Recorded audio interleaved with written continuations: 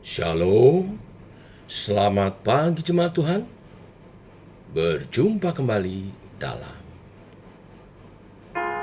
doa pagi online. Ku tahu rencanamu.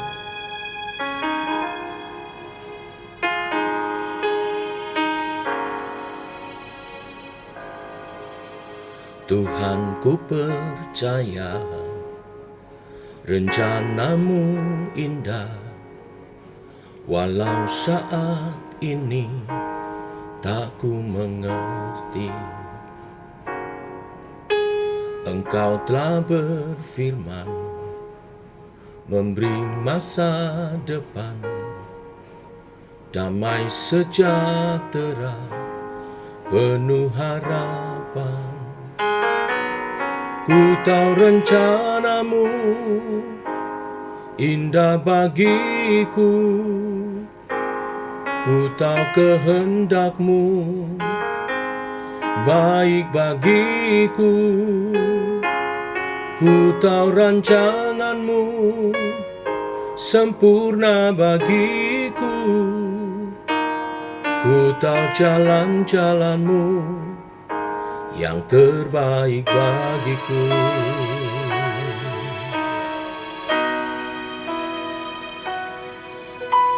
Tuhan, ku percaya rencanamu indah, walau saat ini tak ku mengerti.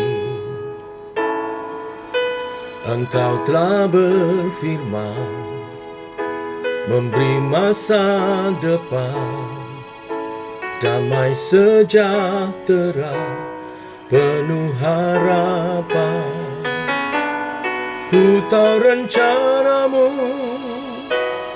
indah bagiku, ku tahu kehendakmu baik bagiku, ku tahu rancanganmu sempurna bagiku, ku tahu jalan-jalanmu yang terbaik bagiku.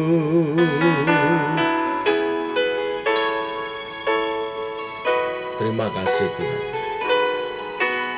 buat karya keselamatan yang Kau anugerahkan kepadaku. Di dalamnya Kau merancangkan hidup kami serupa gambar-Mu, mulia sebagai anak-anak Tuhan.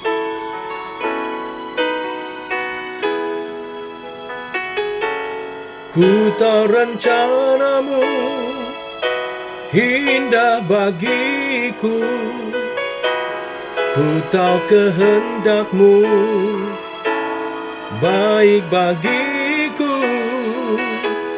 ku tahu rancanganmu sempurna bagiku,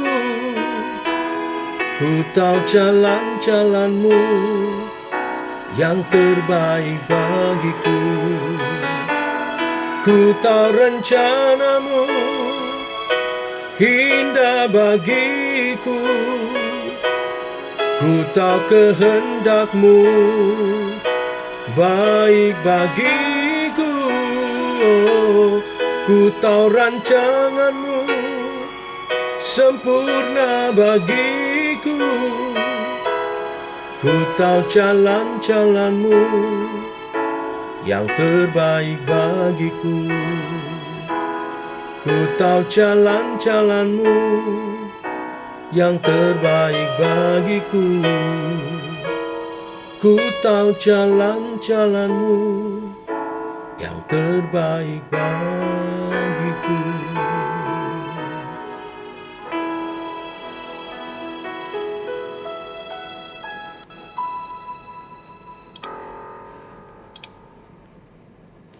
Tiba waktunya untuk kami merenungkan firman-Mu. Firman-Mu lah suluh dan terang bagi jalan kami. Berfirman Tuhan, terangi jalan kami, tuntun langkah kami. Dalam nama Tuhan Yesus Kristus. Amin. Kita lanjutkan renungan firman pada pagi hari ini, Yohanes 11 ayat 1 sampai 44. Yesus kebangkitan dan hidup. Demikian firman Tuhan. Ada seorang yang sedang sakit namanya Lazarus. Ia tinggal di Betania, kampung Maria dan adiknya Marta. Maria ialah perempuan yang pernah meminyaki kaki Tuhan dengan minyak mur dan menyekanya dengan rambutnya. Dan Lazarus yang sakit itu adalah saudaranya.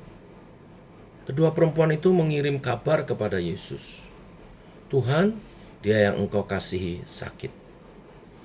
Ketika Yesus mendengar kabar itu, ia berkata, penyakit itu tidak akan membawa kematian, tetapi akan menyatakan kemuliaan Allah.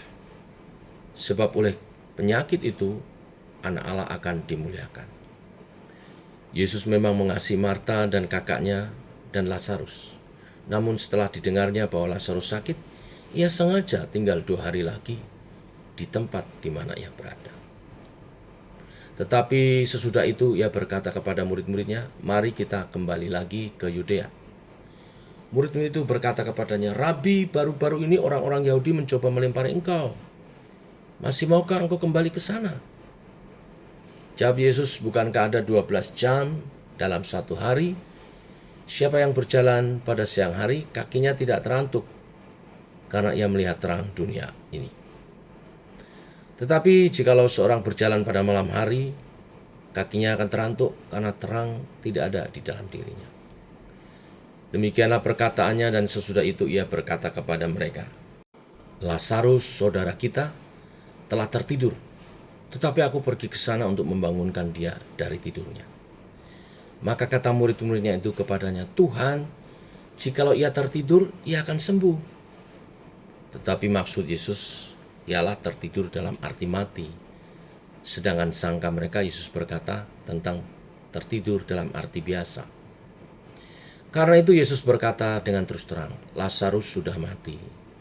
Tetapi syukurlah aku tidak hadir pada waktu itu.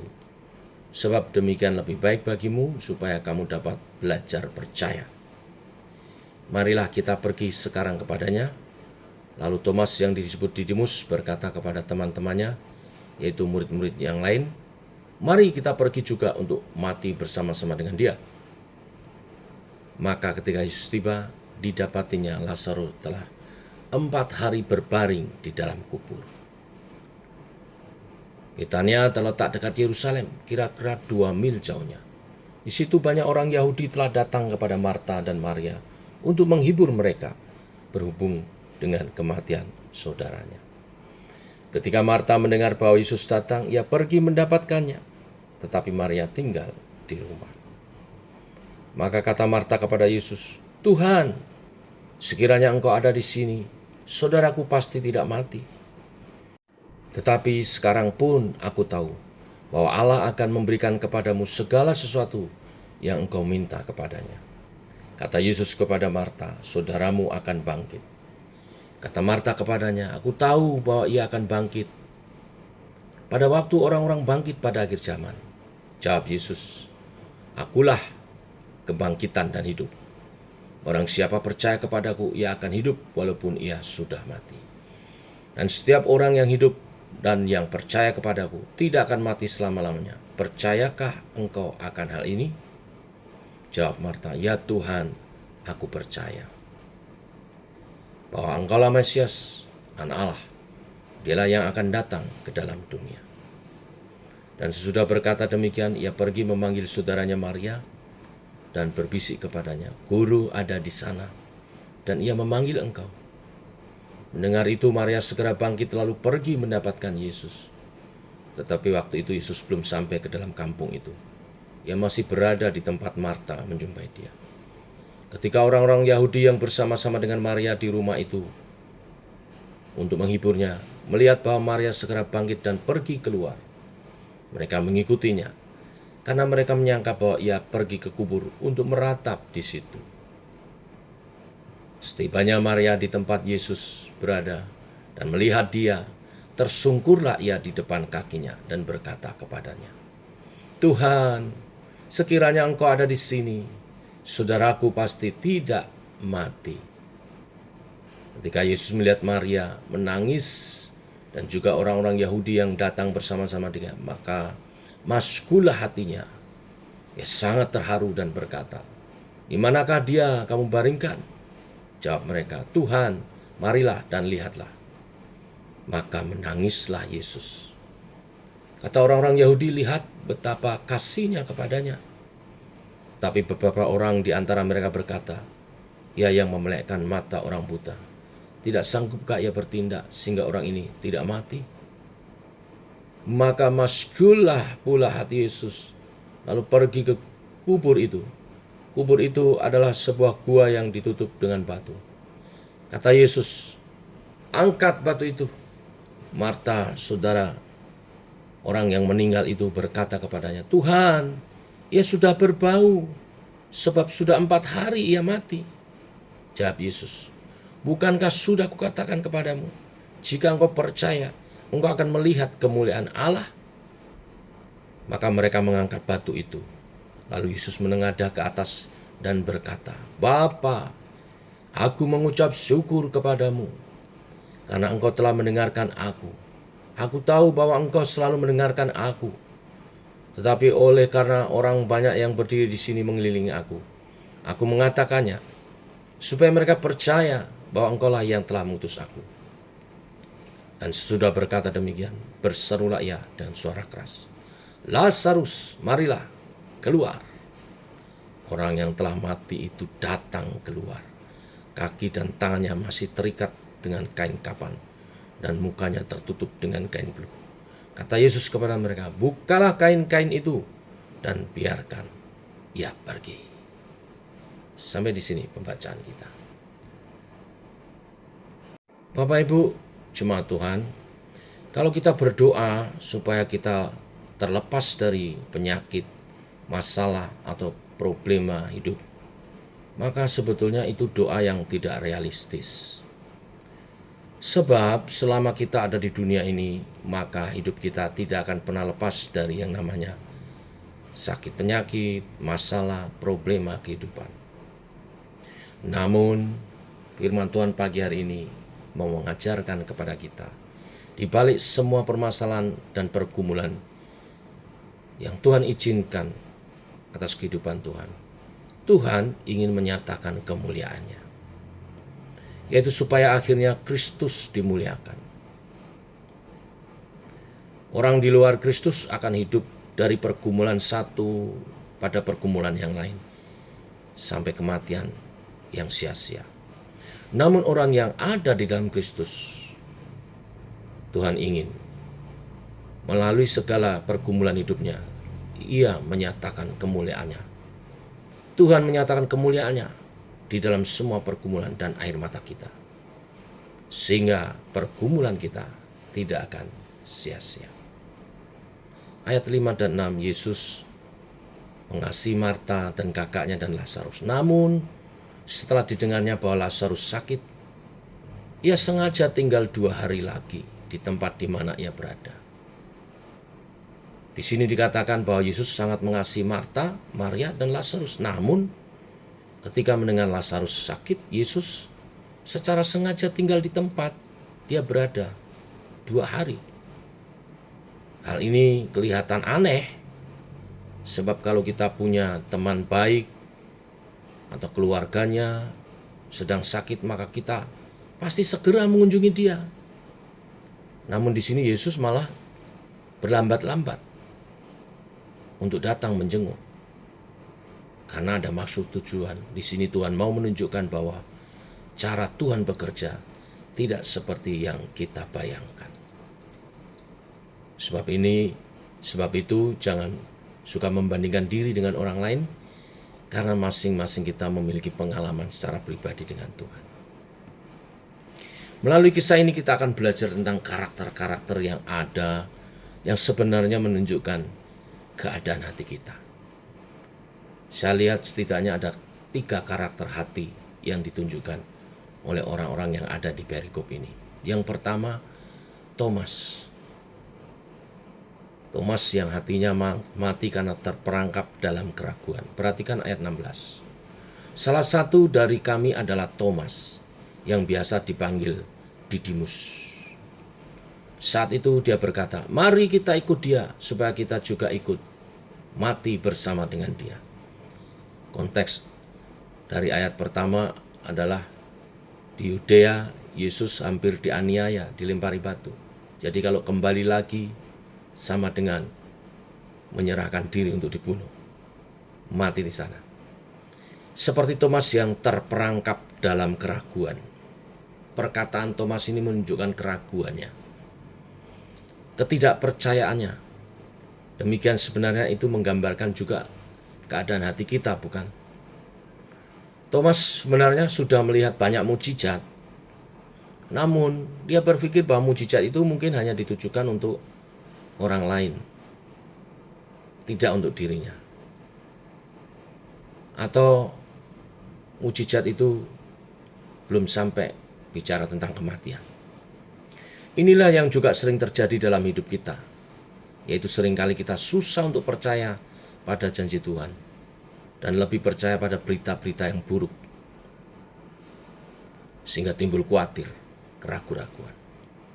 Memang kecenderungan manusia itu adalah susah percaya karena natur keberdosaannya. Yang kedua, Maria yang mati hatinya terperangkap dalam keputusasaan. Perhatikan ayat 17 dan 20. Maka ketika Yesus tiba, didapati Lazarus setelah 4 hari berbaring di dalam kubur. Shalom 4 ayat 20. Ketika Marta mendengar bahwa Yesus datang, ia pergi mendapatkannya. Tetapi di garis bawahi, Maria tinggal di rumah. Pada zaman dahulu belum ada formalin atau ruang es, sehingga orang yang mati, apalagi telah 4 hari, pasti tubuhnya akan menjadi kaku, darahnya menjadi kental, dan mulai mengalami pembusukan. Karena setelah 24 jam, mikroba dan bakteri mulai bekerja dalam proses pembusukan tubuh. Dan dalam jangka waktu 48 jam, mulai bengkak dan berbau. Setelah 4 hari, maka keadaan semakin parah. Pada waktu itu mereka beranggapan kalau orang yang sudah mati 4 hari, maka nyawanya tidak mungkin bisa lagi kembali. Maria adalah orang yang paling dekat dengan Yesus. Namun apa yang dilakukan oleh Maria yaitu dia hanya tinggal di rumah. Mengapa?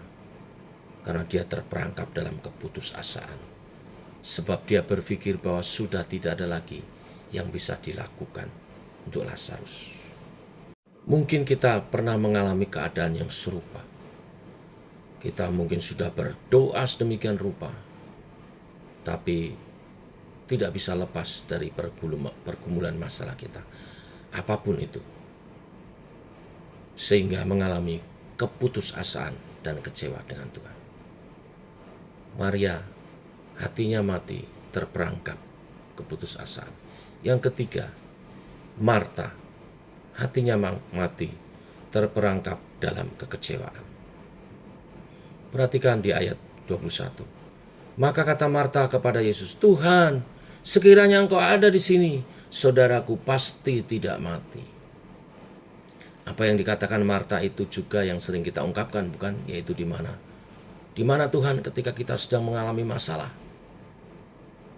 Atau seandainya saja aku tidak bisnis ini, aku tidak bisnis dengan orang itu, tentu aku tidak akan terlilit utang, tentu aku tidak akan gagal, tentu aku tidak akan ditipu. Coba kalau aku tidak sakit, maka aku tidak perlu kemo. Di mana Tuhan waktu orang tua aku bercerai? Di mana Tuhan waktu aku dalam pergumulan dan sebagainya? Apa yang dialami oleh Thomas, Maria, dan Marta adalah sebenarnya berbicara tentang kita, tentang hati kita.